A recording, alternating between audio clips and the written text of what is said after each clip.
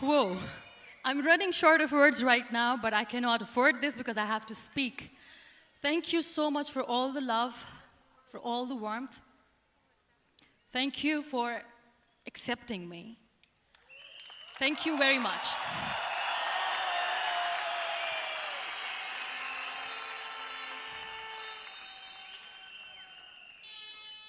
Well, I always start my talk with a disclaimer. And that disclaimer is that I've never claimed to be a motivational speaker. Yes, I do speak, but I feel more like a storyteller because wherever I go, I share a story with everyone. Well, it is a story of a woman whose perfectly imperfect life made her who and what she is today. It's the story of a woman who, in pursuit of her dreams and aspirations, made other people realize that if you think that your life is hard and you're giving up on that because you think your life is unfair, think again. Because when you think that way, you are being unfair to your own self. It's the story of a woman who made people realize that sometimes problems are not too big. We are too small because we cannot handle them.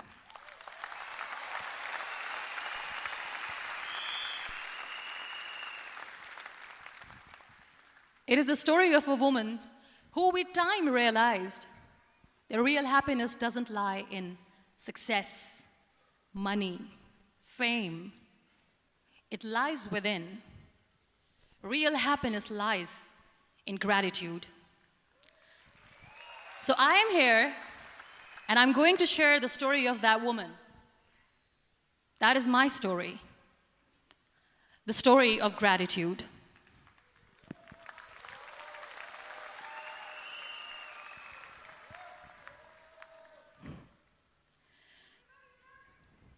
I love you too. I love you all. I believe in the power of words. Many people speak before they think. But I know the value of words. The words can make you, break you, they can heal your soul, they can damage you forever. So I always try to use the positive words in my life wherever I go. They call it adversity, I call it opportunity. They call it weakness, I call it strength.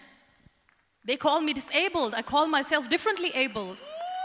They see my disability. They see my disability, I see my ability. There are some incidents that happen in your life, and those incidents are so strong that they change your DNA. Those incidents or accidents are so strong that they break you physically. They deform your body, but they transform your soul.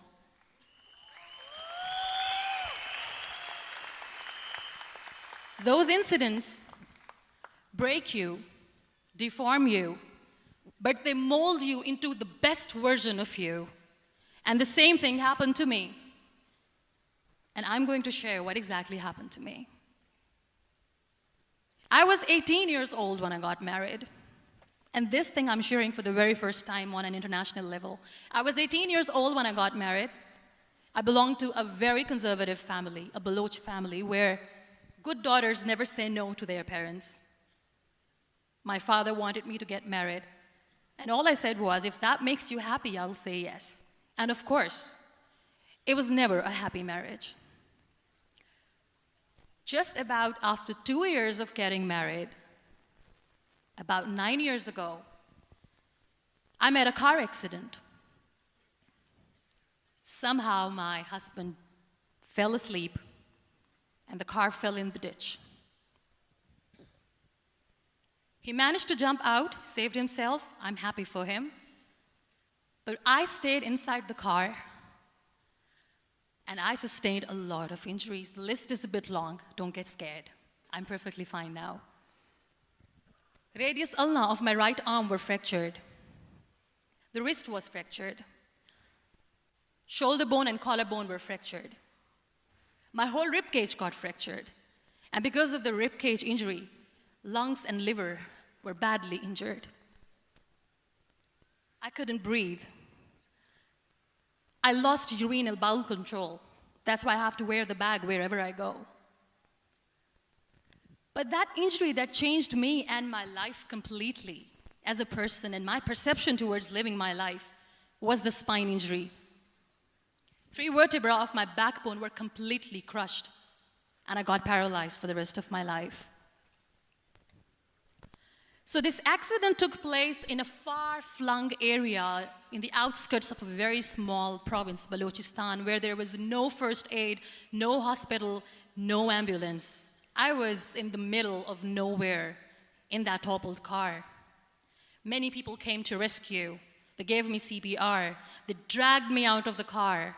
And while they were dragging me out, I got the complete transection of my spinal cord.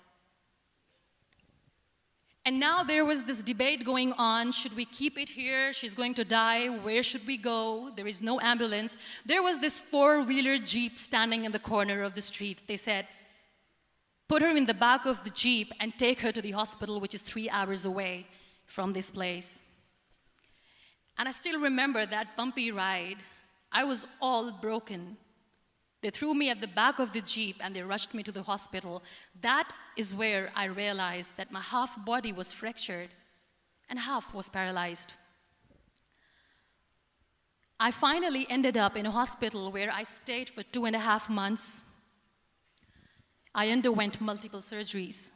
Doctors have put a lot of titanium in my arm. There's a lot of titanium at my back to fix my back. That's why people in Pakistan call me the Iron Lady of Pakistan.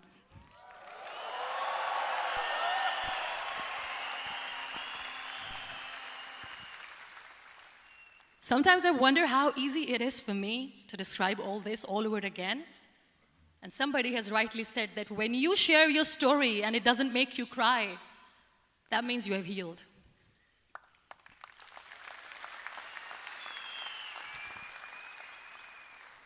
Those 2.5 months in the hospital were dreadful. I will not make up stories just to inspire you. I was at the verge of despair. One day, doctor came to me and he said, well, I heard that you wanted to be an artist, but you ended up being a housewife. I have a bad news for you. You won't be able to paint again because your wrist and your arm are so deformed, you won't be able to hold a pen again. And I stayed quiet. Next day, doctor came to me and said, your spine injury is so bad, you won't be able to walk again. I took a deep breath and I said, it's all right. The very next day, doctor came to me and said, because of your spine injury and the fixation that you have in your back, you won't be able to give birth to a child again. That day, I was devastated. I still remember, I asked my mother, why me? And that is where I started to question my existence. Why am I even alive? What's the point of living? I cannot walk, I cannot paint, fine, I cannot be a mother. And we have this thing in our heads, being women, that we are incomplete without having children. I am going to be an incomplete woman for the rest of my life. What's the point? People are scared. They think I will get divorced. What is going to happen to me? Why me? Why am I alive? We all try to chase this tunnel. We all do this because we see light in the end of the tunnel, which keeps us going. My dear friends, in my situation, there was a tunnel that I had to roll on, but there was no light. And that is where I realized that the words have the power to heal the soul. My mother said to me, this too shall pass. God has a greater plan for you. I don't know what it is, but He surely has.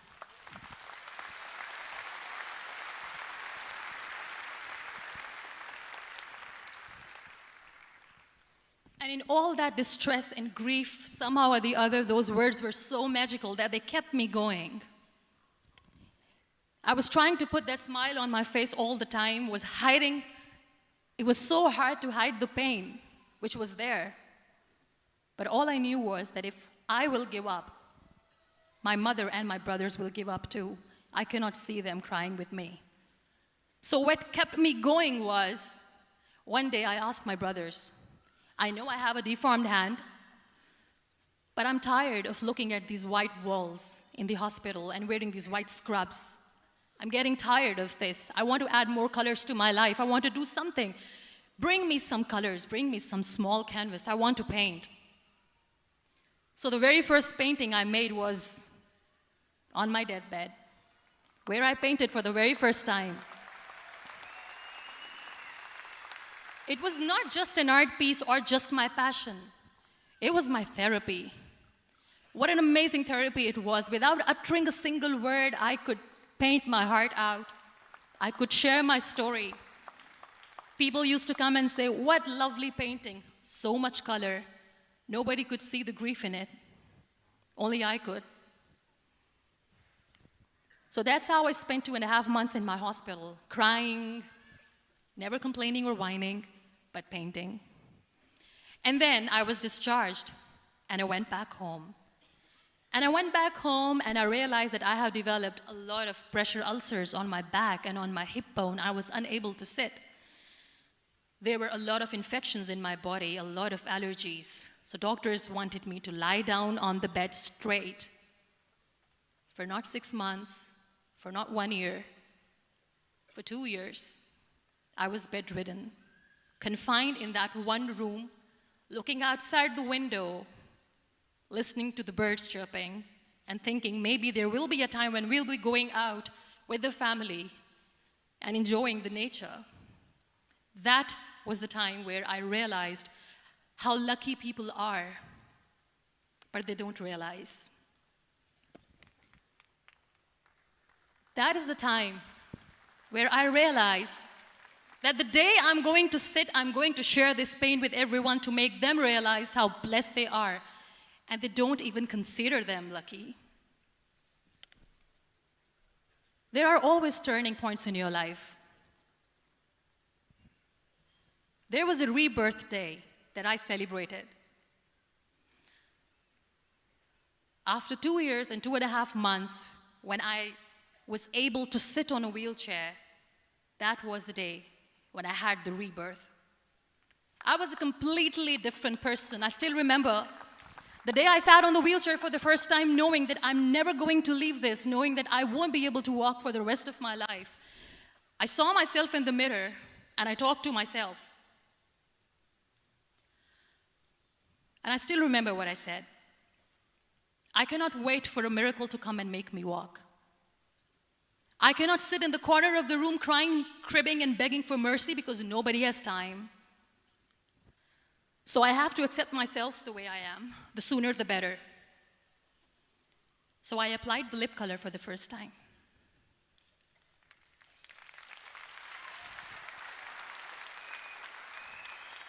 And I erased it. And I cried. And I said, what am I doing? A person on a wheelchair should not do this. What will people say? Clean it up. Put it again. This time I put it for myself. Because I wanted to feel perfect from within.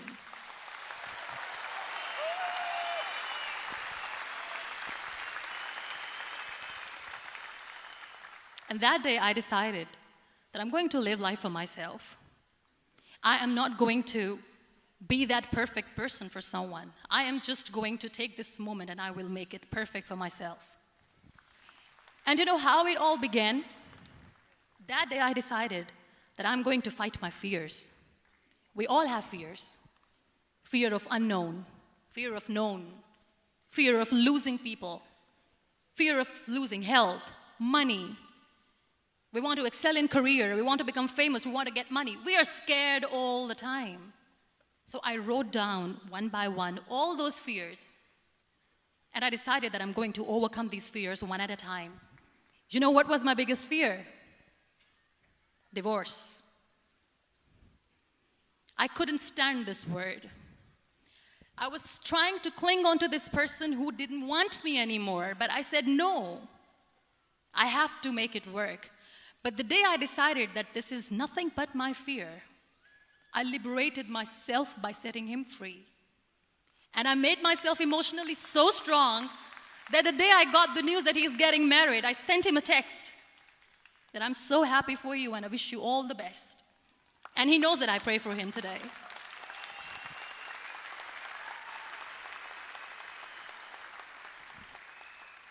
My biggest fear, number 2, was I won't be able to be a mother again. And that was quite devastating for me. But then I realized there are so many children in the world, all they want is acceptance. So there is no point of crying, just go and adopt one. And that's what I did.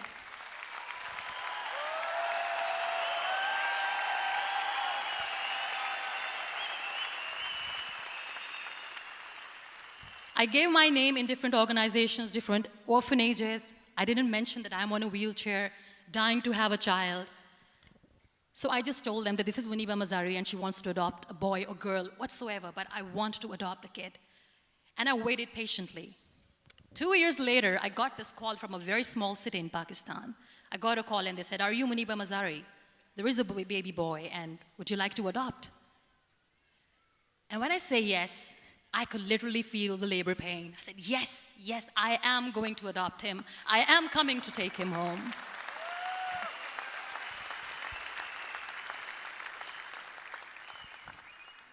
And when I reached there, the man was sitting and he was looking at me from head to toe. And in back of my head, I kept thinking that, oh my God, he's going to say she's on the wheelchair, she doesn't deserve it. How is she going to take care of him? And I looked at him and I said, "Do not judge me because I'm on the wheelchair." But you know what he said? He said, "I know you will be the best mother of this child. You both are lucky to have each other."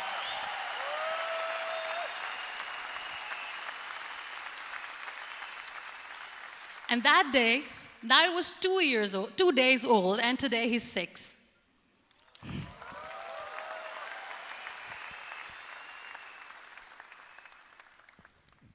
You'll be surprised to know another bigger fear that I had in me. It was facing people. I used to hide myself from people. When I was on bed for 2 years, I used to keep the door closed. I used to pretend that I'm not going to meet anyone, tell them that I'm sleeping. You know why? Because I couldn't stand that sympathy that they had for me.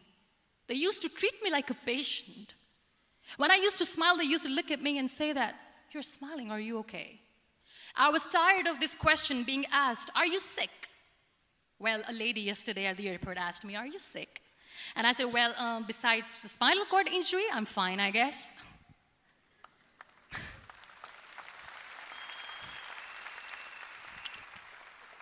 But those are really cute questions. They never used to feel cute when I was on the bed. So I used to hide myself from people, knowing that, oh my God, I'm not going to see that sympathy in their eyes. It's all right. And today I'm here speaking to all these amazing people because I have overcome the fear.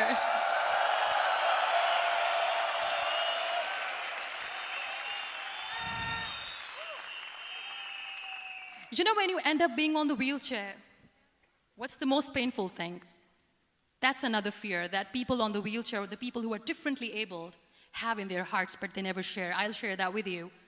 The lack of acceptance.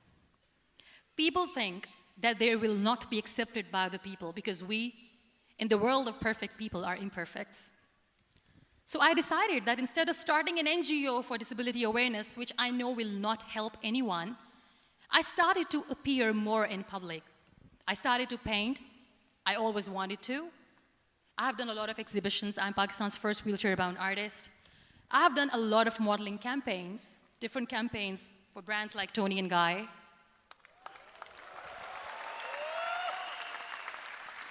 I have done some really funny, breaking the barriers kind of modeling. There was this one by the name Clown Town where I became a clown because I know that clowns have hearts too. And then I also decided that if I really want to make the difference, I am not going to let people use me for their polio campaigns where they will make you a victim and an emblem of misery and mercy and will say that, you know what, give polio drops to your children or they'll become like this girl. I decided that I'm going to join the national TV of Pakistan as an anchor person. And I've been doing a lot of shows for the last 3 years.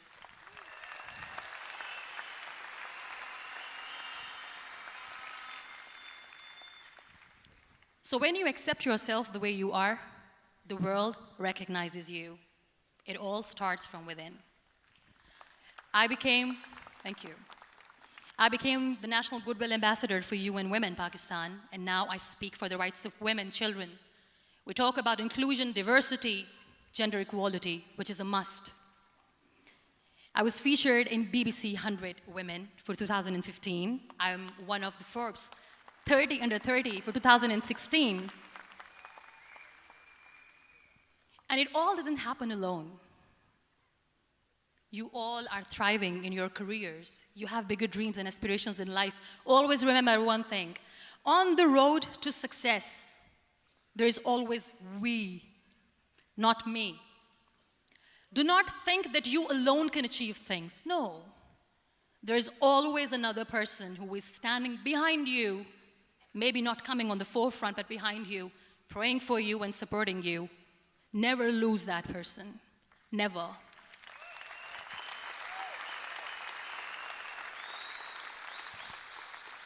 No matter how much I say that I couldn't find a hero, so I became one, I still want to recognize those 3 people in my life who literally changed my life completely, and I get inspiration from them every single day.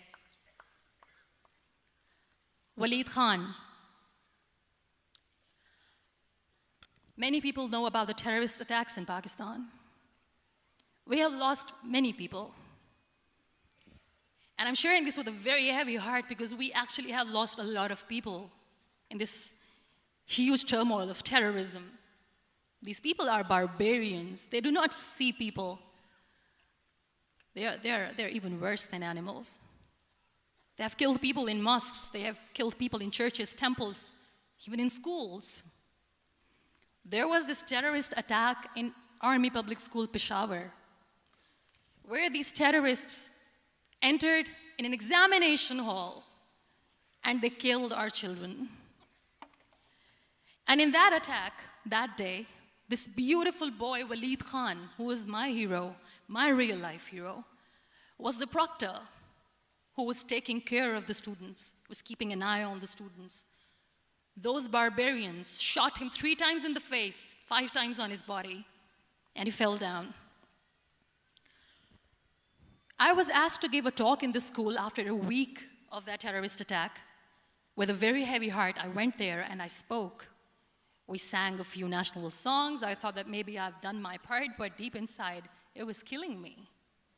I could see children injured. I could see children sitting on the wheelchairs, looking at me, wondering, what next? What was our fault? Just because we were here to give examination, we have been shot. So many people, so many children lost their friends. Their classrooms were empty. The next day they went to the classroom. So this kid, Waleed Khan, I was asked that he is in a hospital right now, and you have to go and see him and motivate him and tell him that it's going to be okay. And when I saw Waleed Khan coming on the wheelchair for the first time in front of me, face was all deformed. His leg was fractured, his arm was fractured. He couldn't talk, he lost his teeth.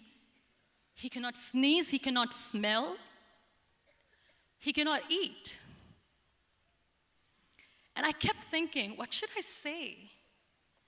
That everything is going to be all right? No, nothing is all right. And while I was juggling with the words, what to say, what not to say, this beautiful child, Waleed Khan, came to me and he said, "Are you Muniba Mazari?" I said, "Yes." He said, "Baji, let's take a selfie."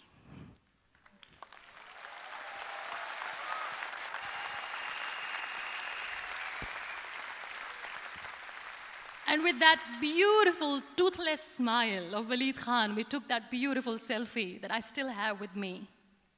I don't share that here because he was in a very bad shape that time. And that is where I realized that when I was thinking too much about his deformities, he's happy with himself. He doesn't even care.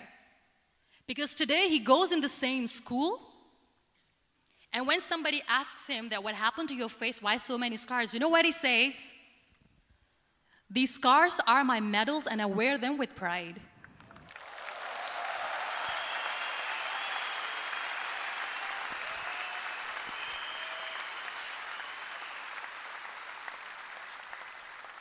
And how beautifully he says the terrorists wanted me not to study. I am going to study. I will become a doctor one day.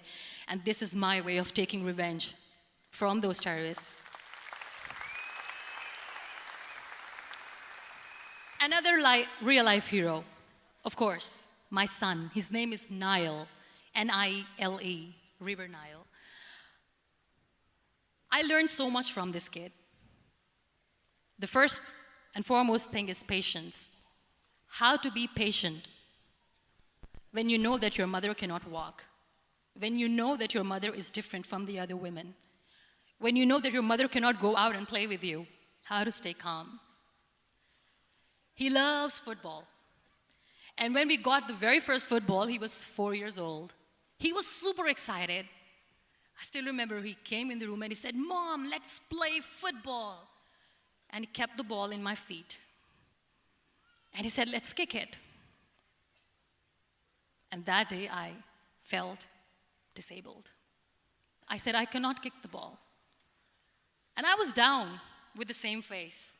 He looked at me and he said, "Well, that's all right. Your legs are not working, but your hands do. Let's play catch the ball."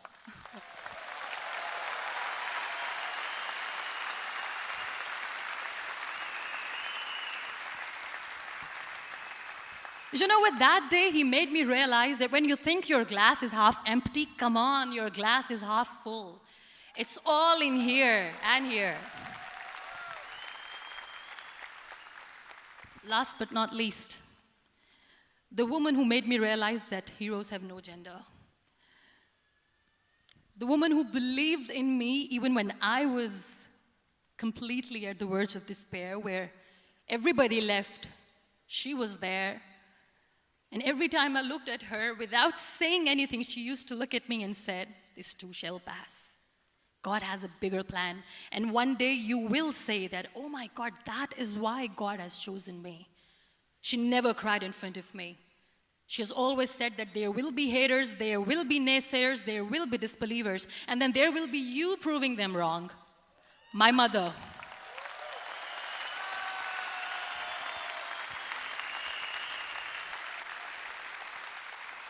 Whatever I am today, I'm nothing without her. I'm nothing without her. Thank you, Mama. I wish you were here. Thank you for making me who I am today.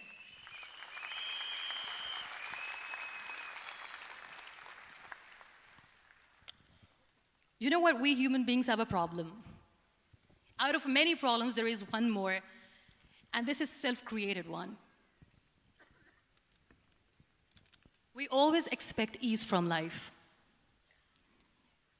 We have this amazing fantasy about life. This is how things should work. This is my plan. It should go as per my plan.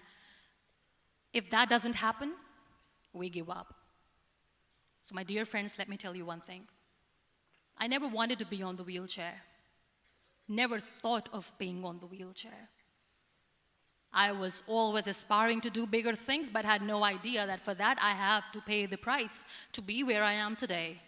It's a very heavy price. This life is a test and a trial, and tests are trials are never supposed to be easy. So when you are expecting ease from life, and life gives you lemons, then you make the lemonade, and then do not blame life for that, because you were expecting ease from a trial. Trials make you a stronger, better person. Life is a trial, and with time you realize that.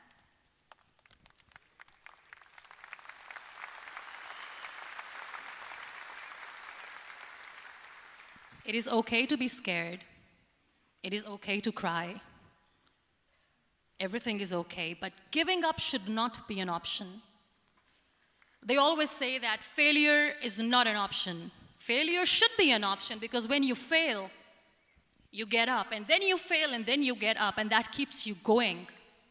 That's how humans are strong.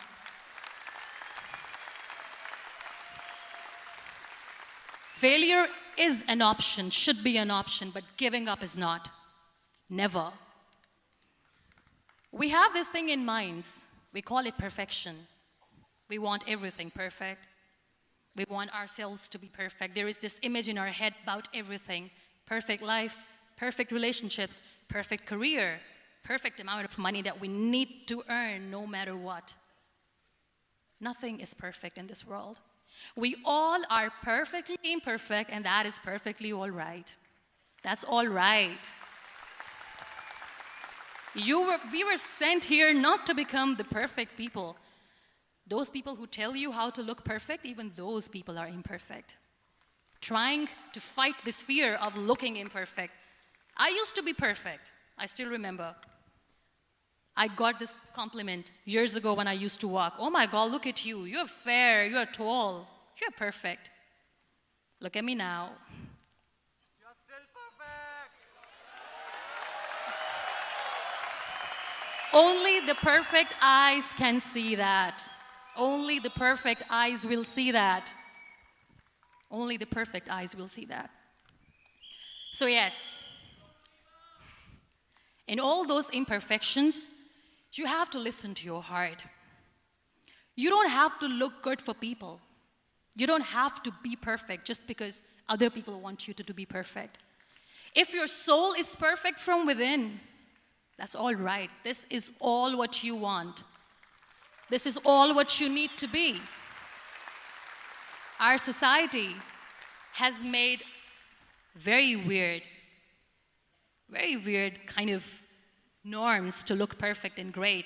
For men, it's different. For women, it's different. We think too much about what people say. We listen to ourselves too little. You know what makes you perfect? When you make someone smile. You know what makes you perfect? When you try to do something good for the people around you. You know what makes you perfect? When you feel someone's pain. And how beautiful pain is that it connects you with people. No other medium can connect you with others but pain. That's why I always say that I'm in pain, and that's a blessing in disguise for me. Today, just because I'm in pain and I'm on the wheelchair, I work for children. Being the head of CSR for a company, we conduct medical camps in far-flung areas of Pakistan where so many kids die because they don't have medical facilities. And I personally believe just because they cannot afford to live doesn't mean we'll let them die. So we give them money, we give them medical treatment, we try to heal their wounds, physical and emotional. And I also work for the beautiful people, we call them third gender, the transgender community of Pakistan. You know what connects me with them? All my imperfections. When I go and I hug them, they never judge me. And this very good friend of mine, her name is Bijli. Bijli means electricity. She calls herself electricity. And I said, are you electricity? She says, no, I'm lightning. I'm as strong as lightning. Because we have very bad power outage, so she doesn't want me to call her electricity. So she says, I am very strong. I'm thunder, I'm lightning. She came to me, and the first time I hugged her, she said, you are just like me. And I said, yes, I am like you. Because to people, we are so imperfect. So how beautiful these imperfections are, that because of these imperfections, you can connect with people. Then why are we all running after being perfect? What's the point?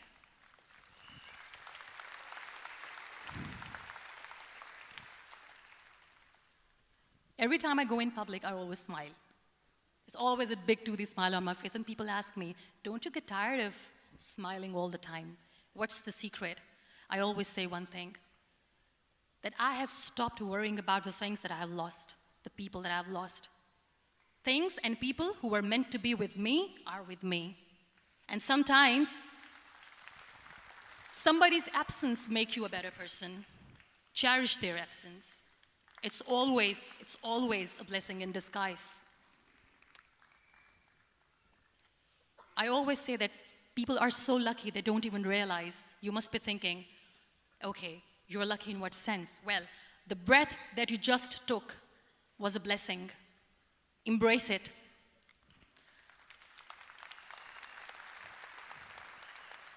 There are so many people in the world who are dreaming to live a life that you are living right now. You have no idea. Embrace each and every breath that you are taking. Celebrate your life. Live it. Don't die before your death. We all die.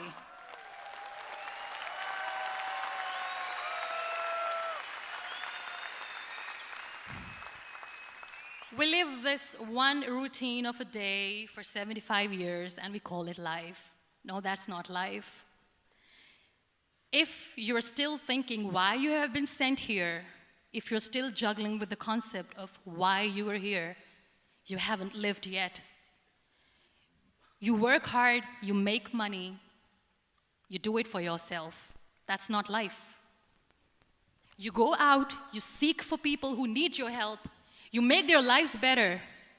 You become that sponge which can absorb all the negativity, and you become that person who can emit beautiful, positive vibes. And when you realize that you have changed someone's life, and because of you, this person didn't give up, that is the day when you live. Always.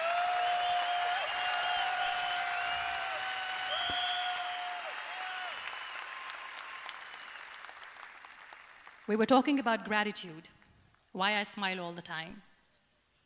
I cry all night when nobody sees me, because I'm a human and I have to keep the balance. And I smile all day because I know that if I will smile, I can make people smile. That keeps me going.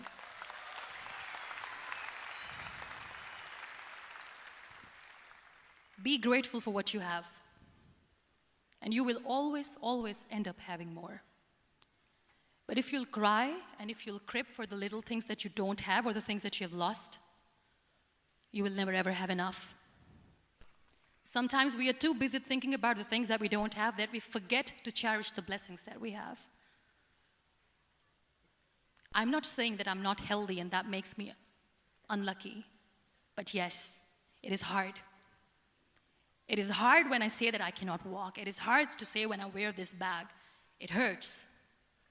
But I have to keep going, because never giving up is the way to live, always.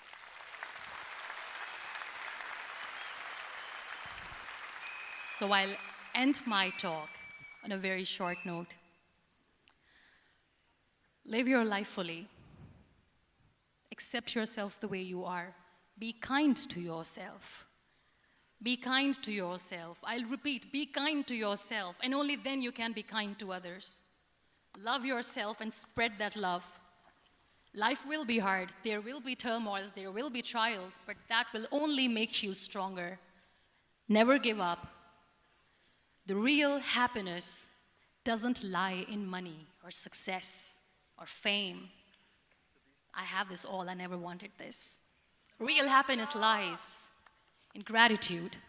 So be grateful, be alive, and live every moment. Thank you so much, everyone. Thank you.